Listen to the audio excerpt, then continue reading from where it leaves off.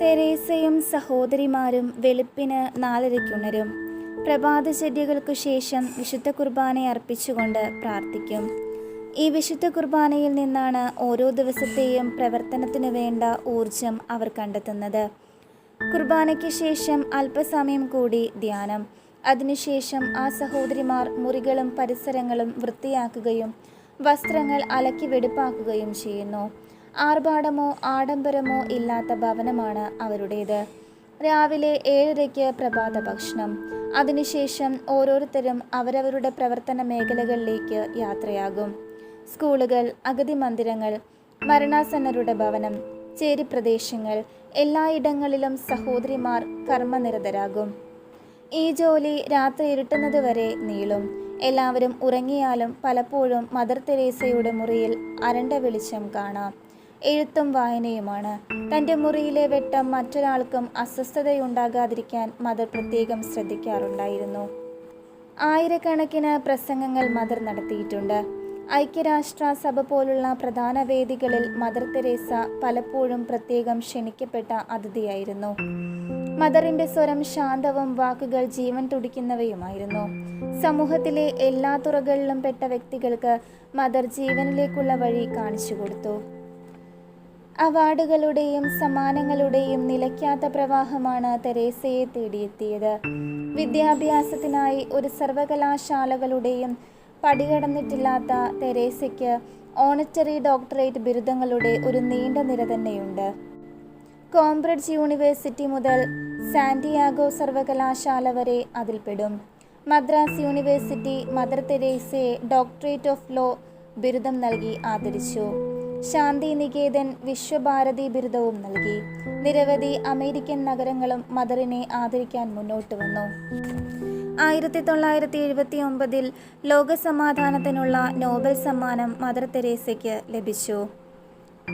തെരേസയ്ക്ക് Nobel സമ്മാനം നൽകണമെന്ന് നിർദ്ദേശിച്ചത് സെനറ്റർ എഡ്വേർഡ് കെന്നഡിയായിരുന്നു.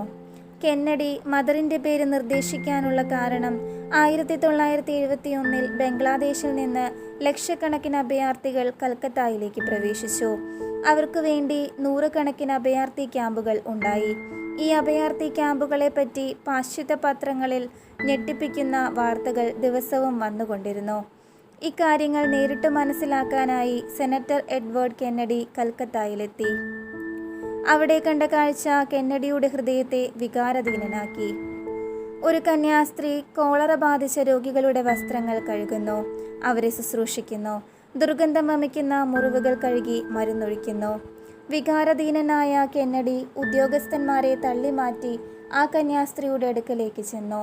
സിസ്റ്ററിൻ്റെ കൈ പിടിക്കുന്നതിന് കെന്നഡി മുന്നോട്ടാഞ്ഞപ്പോൾ തൻ്റെ കൈയിലെ അഴുക്ക് അദ്ദേഹത്തിൻ്റെ ശരീരത്തിൽ പറ്റാതിരിക്കാൻ സിസ്റ്റർ കൈ പുറകോട്ട് പിൻവലിച്ചു.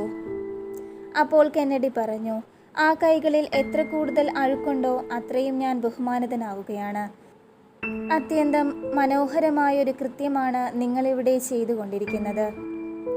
നോബൽ സമ്മാനത്തിന് തെരേസയുടെ പേര് ആദ്യം നിർദ്ദേശിച്ചത് കെന്നഡിയായിരുന്നു. 1979 തെരേസയ്ക്ക് നോബൽ സമ്മാനം ലഭിച്ചപ്പോൾ ഏറ്റവും കൂടുതൽ സന്തോഷിച്ചത് കെന്നഡിയായിരിക്കണം. നോബൽ സമ്മാനം കരസ്ഥമാക്കുന്ന ആദ്യത്തെ കന്യാസ്ത്രീയും 7ാമത്തെ വനിതയുമാണ് തെരേസ. 1980 ഇന്ത്യ ഗവൺമെൻറ് അത്യുന്നത ബഹുമതിയായി ഭാരതരത്ന അവാർഡ് മദറിന് സമ്മാനിച്ചു. 1983 ബ്രിട്ടീഷ് ഗവൺമെൻറ്റിൻ്റെ ഓർഡർ ഓഫ് മെറിറ്റ് അവാർഡ് മദറിനെ തേടിയെത്തി. തെരേസ ഈ അവാർഡുകളെല്ലാം ഏറ്റുവാങ്ങിയത് തനിക്ക് കിട്ടിയ ബഹുമതി എന്ന നിലയ്ക്കല്ല, മറിച്ച് തൻ്റെ പാവങ്ങൾ അംഗീകരിക്കപ്പെടുന്നു എന്നതിനാലും തൻ്റെ ആശയങ്ങൾ ലോകമറിയുന്നു എന്നതിനാലും അത്രേ. മനുഷ്യരിൽ ദൈവത്തെ കാണുകയും അത് മറ്റുള്ളവർക്ക് കാണിച്ചു കൊടുക്കുകയും ചെയ്ത മഹതിയാണ് മദർ തെരേസ. ജീവിച്ചിരുന്നപ്പോൾ തന്നെ ജീവിക്കുന്ന വിശുദ്ധയെന്ന് ലോകം അമ്മയെ പുകഴ്ത്തി. അമേരിക്കയിലെ ടൈം മാസിക ജീവിച്ചിരിക്കുന്ന വിശുദ്ധയെന്ന് വിശേഷിപ്പിച്ചിട്ടുള്ള ലോകത്തിലെ ഏക വനിതയാണ് അവർ. 1991 ഡിസംബറിൽ തൻ്റെ സഹോദരിമാരുടെ വ്രതവാഗ്ദാനത്തിന് മദർ തെരേസ അമേരിക്കയിലെത്തി. 26-ാം തീയതി ആയപ്പോഴേക്കും തെരേസയ്ക്ക് ന്യൂമോണിയ പിടിപെട്ടു. കാലിഫോർണിയയിലെ സ്ക്രൂപ്സ് ക്ലിനിക്കിൽ ആൻജിയോപ്ലാസ്റ്ററി നടത്തി. ചികിത്സ കഴിഞ്ഞ് അവിടെ നിന്ന് തിരിച്ചു. 1993 വീണ്ടും ഹൃദയാഘാതമുണ്ടായി. All India institute of medical സയൻസിൽ അമ്മ പ്രവേശിക്കപ്പെട്ടു. അവിടെ നിന്ന് രോഗം അല്പം ഭേദമായെങ്കിലും കാര്യമായ വിശ്രമമില്ലാത്തതിനാൽ വീണ്ടും ക്ഷീണിതയായി. 1996 ഏപ്രിൽ മാസം കൽക്കത്തയിലെ വുഡ്ലാൻഡ് നഴ്സിംഗ് ഹോമിൽ അഡ്മിറ്റ് ചെയ്തു. തലേദിവസം കട്ടിലിൽ നിന്ന് വീണ് മദറിൻ്റെ കോളർ ബോൺ ഒടിഞ്ഞിരുന്നു. പിന്നെയും 1 വർഷം കൂടി പാവങ്ങളുടെ ഇടയിൽ അമ്മ പ്രവർത്തിച്ചു. 1997 സെപ്റ്റംബർ 5 ലോക ജനതയ്ക്ക് മറക്കാനാവാത്ത ദിനം. അന്നൊരു വെള്ളിയാഴ്ചയായിരുന്നു. പതിവ് പോലെ മദറും സഹോദരിമാരും കൂടെ പ്രാർത്ഥനയും ആരാധനയും നടത്തി. പ്രഭാതത്തിൽ അല്പം പ്രാതൽ കഴിച്ചു. ഏതാനും കത്തുകൾക്ക് മറുപടി എഴുതി. എല്ലാ കത്തിലും 3 വാക്കുകൾ മാത്രം: ഗോഡ് ബ്ലെസ് യു. ഉച്ചഭക്ഷണത്തിന് ശേഷം ജപമാല പ്രാർത്ഥനയും അല്പം വിശ്രമവും. അത്യാവശ്യം സന്ദർശകരെ കണ്ട് സംസാരിച്ച് മുറിയിലേക്ക് പോന്നു. സന്ദർശകർ പോയി കഴിഞ്ഞപ്പോൾ മദറിന് ദേഹാസ്വസ്ഥത ശക്തമായി. സിസ്റ്റർ നിർമ്മല കൂടെയുണ്ടായിരുന്നു. ശ്വസിക്കാൻ ബുദ്ധിമുട്ടായി എന്ന് മദർ സഹോദരിമാരോട് അവസാനമായി പറഞ്ഞു. സിസ്റ്റർ ഗെറ്റ്രൂഡ് ചൊല്ലിക്കൊടുത്ത പ്രാർത്ഥനകൾ സാവധാനം അമ്മ ഉരുവിട്ടു. അതിനുശേഷം മദർ നിശബ്ദമായി പ്രാർത്ഥിച്ചു തുടങ്ങി. I love you Jesus. രാത്രി 8 മണിയോടെ ആരോ വിളിച്ചു പറഞ്ഞു, തെരേസയ്ക്ക് വയ്യാതായിരിക്കുന്നു. 8:30 മദർ ഇഹലോഹവാസം വെടിഞ്ഞു. രാത്രി 9:30 ആയപ്പോൾ സിസ്റ്റർ നിർമ്മല മദറിൻ്റെ മരണവാർത്ത സ്ഥിരീകരിച്ചു. മദറിൻ്റെ മരണം ലോകത്തെ മുഴുവനും ദുഃഖത്തിലാഴ്ത്തി. ലോകത്തിൻ്റെ നാനാഭാഗങ്ങളിൽ നിന്ന് അനുശോചന സന്ദേശങ്ങൾ കൽക്കത്തയിലേക്ക് പ്രവഹിച്ചു. 10,000-കണക്കിന് ആളുകൾ മദർ ഹൗസിന് ചുറ്റും അമ്മയെ ഒരു നോക്ക് കാണുവാനായി ഓടിക്കൂടി. ആയിരങ്ങൾ ഓരോ ദിവസവും മദർ തെരേസയുടെ കബറിടത്തിനരികിൽ അമ്മയുടെ മാധ്യസ്ഥം തേടി പ്രാർത്ഥനകൾ ആരംഭിച്ചു.